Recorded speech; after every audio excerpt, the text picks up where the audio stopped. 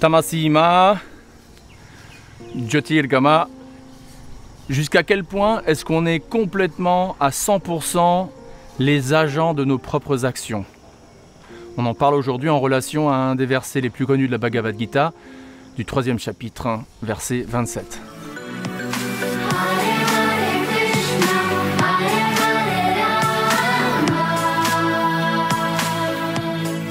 Bienvenue à l'âme libre, un programme pour le bimonotisme polymorphique ou en d'autres termes la conscience de Krishna, le Bhakti Yoga. Donc si tu t'intéresses à la spiritualité en général et en particulier au Bhakti Yoga, à la conscience de Krishna, eh bien, commence aujourd'hui en t'abonnant pour que tu ne rates rien. Quand je regarde des matchs professionnels de foot ou de basket américain ou même de tennis, j'aime bien voir quand le sportif, quand il marque un but par exemple, souvent ou quelquefois, enfin pas assez je dirais, il montre du doigt vers le ciel. Il fait la croix si c'est un chrétien par exemple et il monte du doigt vers le ciel. J'aime beaucoup ça parce que ça me rappelle, en fait ça me rappelle un peu ce verset dont on va parler et ça me rappelle ma croyance et je crois le fait qu'on n'est pas les seuls dans l'accomplissement de nos activités. On n'est pas les seuls et donc montrer une certaine gratitude envers les autres facteurs qui sont inclus dans l'accomplissement d'une action ou dans l'achèvement d'une action, c'est bien. Donc ce verset en question, c'est le verset numéro 27 du chapitre 3 de la Bhagavad Gita. Et j'avais la traduction en français sur mon téléphone, mais là, il ne marche plus. Donc ce que j'ai, c'est la traduction en anglais. Et c'est la traduction qui vient de Prabhupada, de Srila Prabhupada, le fondateur de ISKCON. C'est la traduction que j'utilise depuis 25 ans. Et c'est la traduction qui est probablement la plus utilisée, la plus lue dans le monde entier aujourd'hui. Et donc je vais faire une traduction comme ça un peu à l'arrache de l'anglais au français.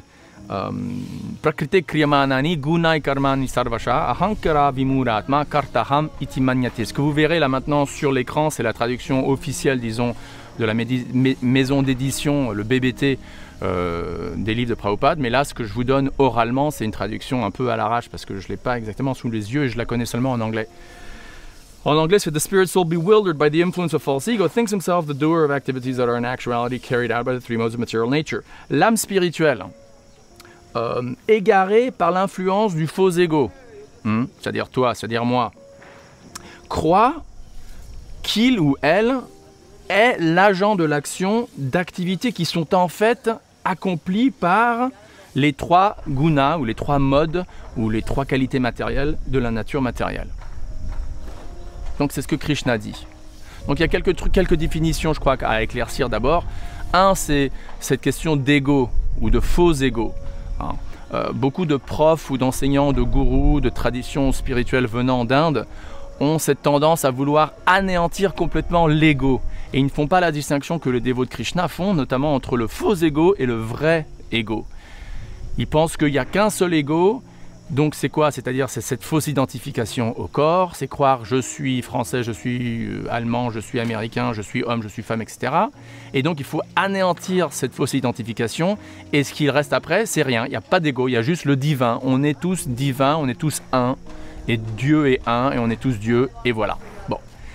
Dans la Bhagavad Gita, il y a une distinction. Il y a en effet la même idée qu'il y a un ego qu'on appelle le faux ego ou l'ego matériel, qui en effet est cette fausse identification de l'âme ou du jiva, comme on dit, au corps matériel, soit.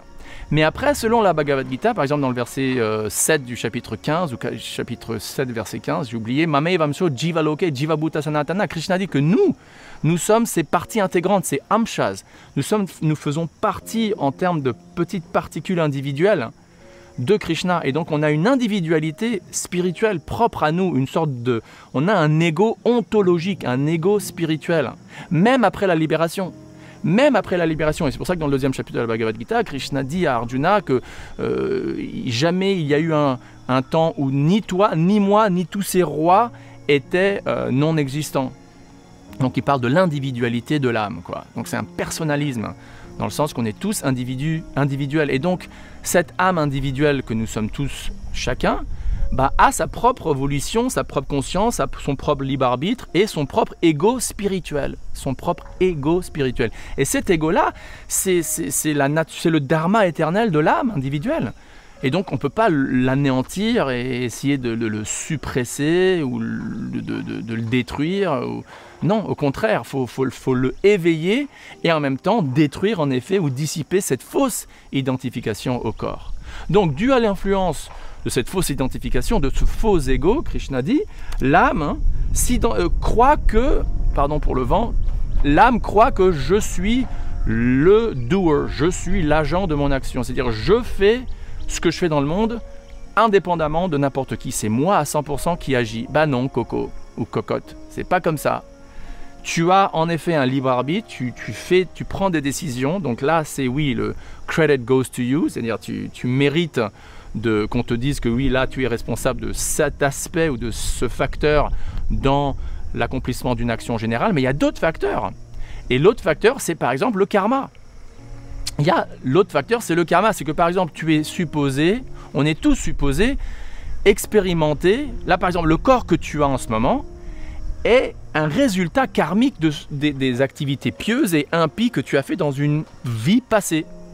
Et donc, le temps voulu, quand le temps karmique sonne, eh ben, tu vas expérimenter X ou Y joie ou souffrance matérielle.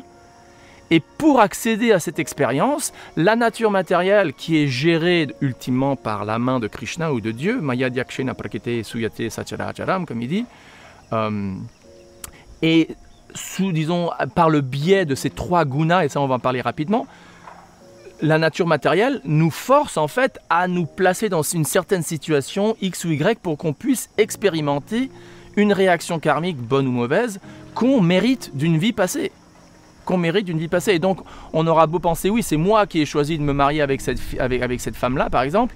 Par exemple, utilisons un exemple. Tu as un mariage vraiment horrible, quoi. Disons une femme disons un mec se marie avec une femme qui est vraiment horrible. C'est-à-dire, je sais pas, elle le trompe, elle le bat, elle rend sa vie misérable, je sais pas, elle le tue pas parce qu'il pourrait pas en parler après. Mais disons, voilà, un scénario comme ça. Bah, le mec, il méritait d'avoir une femme comme ça, parce que peut-être dans sa vie passée, il était marié avec quelqu'un et il a rendu la vie horrible de cette personne, quoi. Et donc maintenant, c'est payback time. Alors, la décision qu'il a prise pour se marier avec cette femme, il peut penser que oui, c'est moi qui ai pris ces décisions. Oui, tu as pris ces décisions, mais aussi, il ne faut pas oublier que la nature t'a forcé, t'a poussé à prendre ces décisions pour que tu puisses expérimenter une expérience qui t'était redevable et que tu étais obligé d'expérimenter parce que tu avais d'ailleurs fait en sorte qu'une autre personne ressente la même souffrance dans une vie passée. Et donc à quel point est-ce que tu es vraiment le seul agent de ton action dans un contexte comme ça.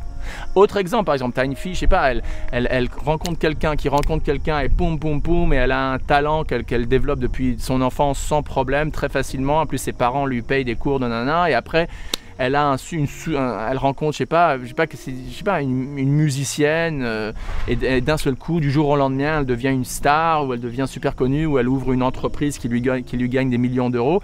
Bah oui, ok, elle a pris des décisions entre guillemets entre faire ceci et cela, mais encore une fois, elle était obligée d'expérimenter le résultat d'activités certainement pieuses d'une vie passée pour avoir par exemple le plaisir de jouir de plein d'argent avec une certaine facilité. Eh ben, la nature l'a poussée par le biais de ces trois gunas. Je crois qu'on va en faire une autre vidéo une autre fois pour les trois gunas, ça prend trop de temps quoi. Mais ces trois qualités de la nature, la passion, l'obscurité et la vertu, goodness, passion and ignorance, ou en sanskrit sattva, rajas and tamas, qui influencent tout dans ce monde, et tous et tout dans ce monde. Donc voilà, en fait, j'ai résumé le verset, quoi.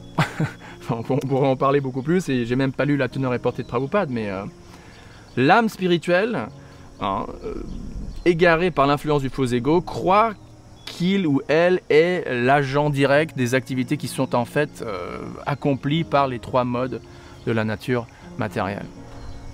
Donc en tant qu'aspirant dévot de Krishna, eh ben, qu'est-ce que tu devrais faire? Eh ben, tu devrais continuer à rester bien conscient de Krishna pour que tu te souviennes que voilà, s'il y a des choses bien qui m'arrivent, bah, c'est le résultat de bonnes ou mauvaises activités du passé, et si c'est des trucs bien, bah, je devrais remercier Krishna, même si c'est des choses mal, bah, je devrais aussi remercier Krishna parce que selon lui, le fait que je sois dévot, il réduit la réaction, pardon pour le bruit, hein, il réduit la réaction karmique que je devrais souffrir parce qu'il m'aime, et donc si j'étais pas dévoué à Dieu, je devrais souffrir beaucoup plus dû à ce que j'ai vraiment fait dans une vie passée, et là donc je souffre une réaction minime de ce que je devrais vraiment souffrir si on faisait vraiment les calculs mathématiques du karma que je mérite, et donc je remercie Dieu quand même, quoi.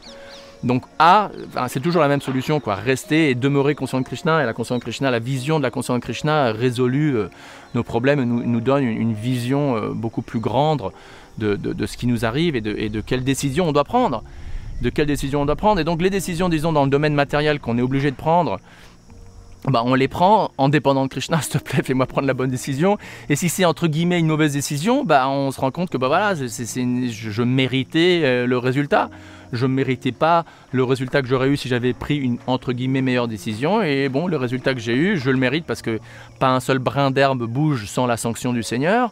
Et je remercie Krishna quand même, quoi, parce qu'ultimement, j'ai l'opportunité de chanter ses noms, ses saints noms, et de lire à propos de lui, et d'écouter à propos de lui, et de dédier ma vie à lui, et ultimement c'est ce qui compte, quoi, parce qu'ultimement le karma c'est temporaire, ce corps est temporaire, on espère, si Krishna veut bien, c'est notre dernier corps, et on se prépare pour retourner au monde spirituel, après avoir vécu aussi bien que possible dans ce monde, après avoir géré aussi bien qu'on peut ce qui nous est arrivé dans ce monde, et ayant une optique positive et optimiste de quelle que soit la chose qui m'arrive, je vais réagir de manière positive dans la Sattva-guna et surtout de manière consciente de Krishna. Il y avait un groupe il y a environ 15 ans qui s'appelait Incubus, qui a joué d'ailleurs pas à Bercy mais à l'Olympia. J'y suis allé avec mon neveu Laurent Samuel. Hey Laurent! Et donc on est allé voir ce concert, un batteur super, et il y avait un super groupe, et ils avaient une chanson, disons leur chanson trademark qui s'appelait Ride. Et le refrain de cette chanson est trop cool, quoi. Le refrain c'est « Whatever tomorrow brings, I'll be there with open arms and open eyes ». Hein. Quoi qu'il arrive, demain, quelle que soit la chose que demain m'emmène ou me donne, hein, whatever tomorrow brings, quelle que soit la chose que demain m'amènera, donc nous on peut interpréter ça d'une manière, disons, consciente de Krishna ou selon la Bhagavad Gita, donc quelle que soit la réaction karmique que je suis supposé expérimenter demain, dû à ce que j'ai fait bien ou mal dans une vie passée, eh ben j'y serai les bras ouverts et les yeux ouverts, en d'autres termes, je serai là, conscient de Krishna, conscient de Dieu, pour absorber le choc, ou pas trop devenir fier si c'est soi-disant un bon truc qui m'arrive, et rester toujours fixé sur le cap de ma dévotion à Dieu et de ma compassion envers tous mes frères et mes sœurs d'être conscients sur terre. Et voilà. quelle que soit la chose qui nous arrive, on peut être là, on peut être prêt, stable dans notre conscience de Krishna et avancer de l'avant, quoi, en ayant un cœur reconnaissant vers le ciel. Merci d'avoir regardé. Si ça vous plaît, eh bien abonnez-vous, partagez la vidéo, subscribe. Si vous avez des choses à dire, des questions, je vous en prie, posez-les, je répondrai avec plaisir. Et rappelez-vous, Krishna nous aime.